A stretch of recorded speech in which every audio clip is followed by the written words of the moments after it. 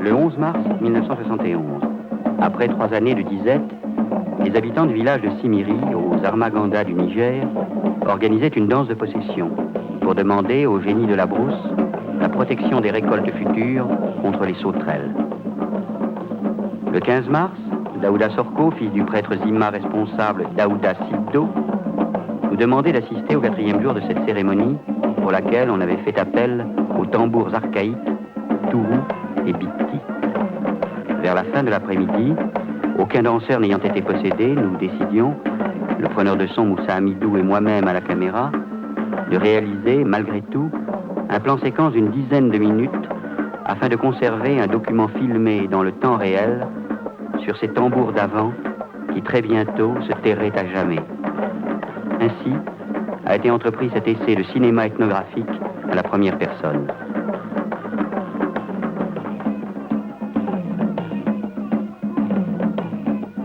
Entrer dans un film, c'est plonger dans la réalité, y être à la fois présent et invisible, comme ce soir à 4 heures de l'après-midi, quand je suivais le Zimma Daouda Siddo qui nous attendait à l'entrée de sa concession.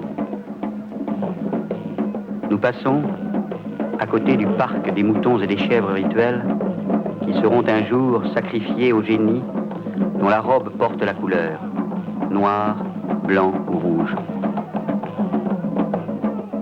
Nous passons à côté du hangar où se tiennent les chevaux de génie. Au milieu de la cour, devant l'orchestre, danse le vieux Sambou El-Beidou du village de Simiri.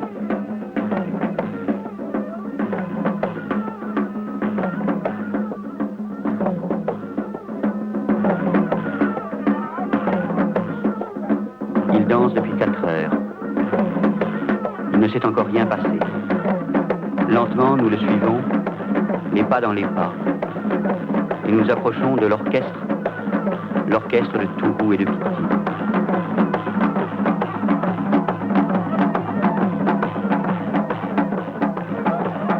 Autour du violoniste Gaudier Kaina du village de Sadizé, 3 batteurs de tambour fixe, de ganga, soutiennent le rythme des batteurs de tourou, ces grandes calebasses tendues de peau de mouton.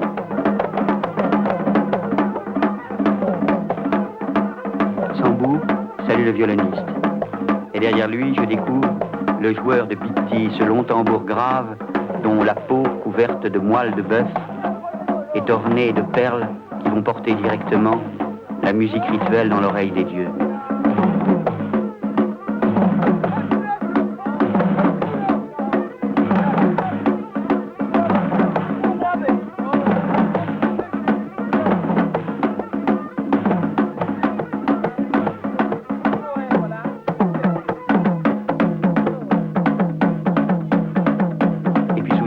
L'orchestre s'arrête. Nous aurions dû, nous aussi, nous arrêter de filmer. Et puis, nous savions que quelque chose, sans doute, allait se passer. Un joueur de tourou se mouche. Je m'approche du joueur du bitti et l'on entend crier « La viande, la viande ! Courez la hyène, voilà la viande. Hyène, c'est dodo. » Et maintenant, ce n'est plus Sambou El-Beidou, le cultivateur de Simiri. C'est Kouré, Kouré, l'hyène, le génie du Haoussa.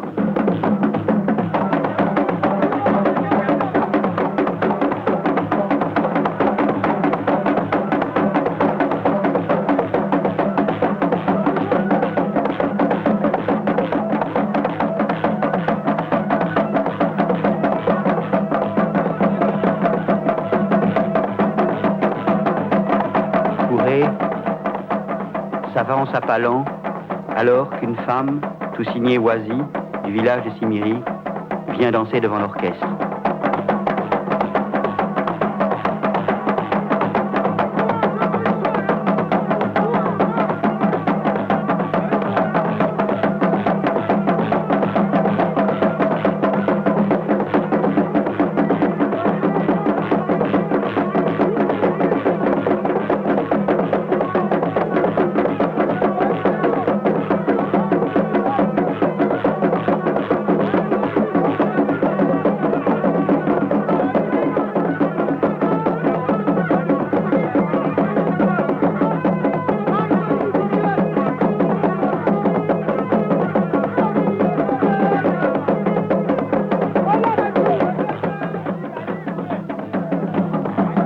maintenant, je suis le génie Kouré qui s'est approché de Daouda Sorko. Viande, viande. Kouré, le départ n'est pas pour toi. Je veux partir, dit Kouré. Voici la viande, voici le couteau. Nous voulons de l'herbe, seulement de l'herbe, Kouré. De l'herbe, c'est-à-dire des bonnes récoltes. De l'herbe, c'est tout ce que nous voulons.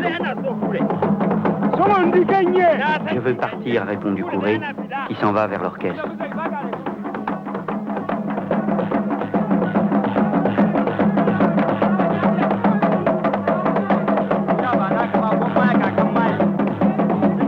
La vieille Kumbao de Simiri, prêtresse des génies des récoltes, salue Daouda Sorko.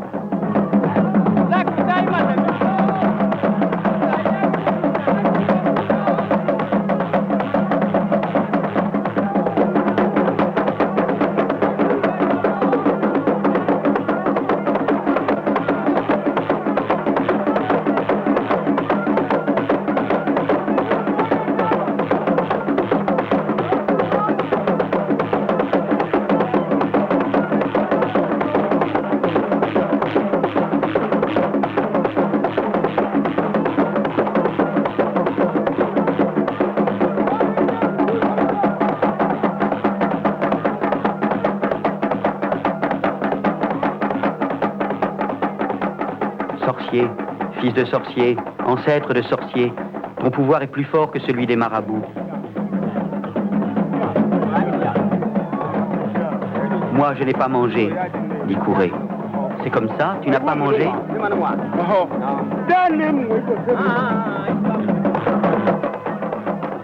Et voici que soudain, Signé Oisi est possédée à son tour. Elle hurle.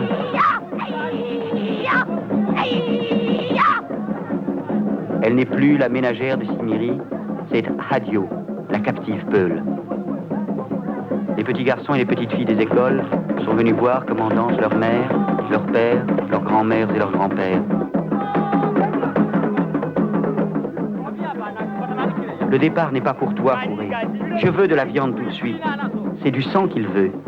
Il veut une chèvre.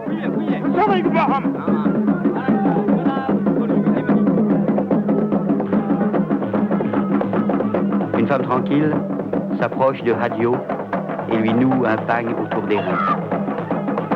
Les dieux maintenant sont devant l'orchestre.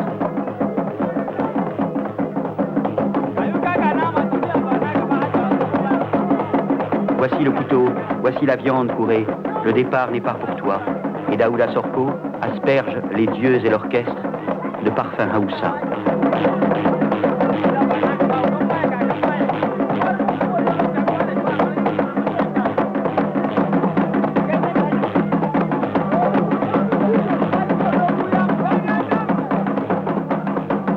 Père de sorciers, grand-père de sorciers, les dieux maintenant attendent les sacrifices.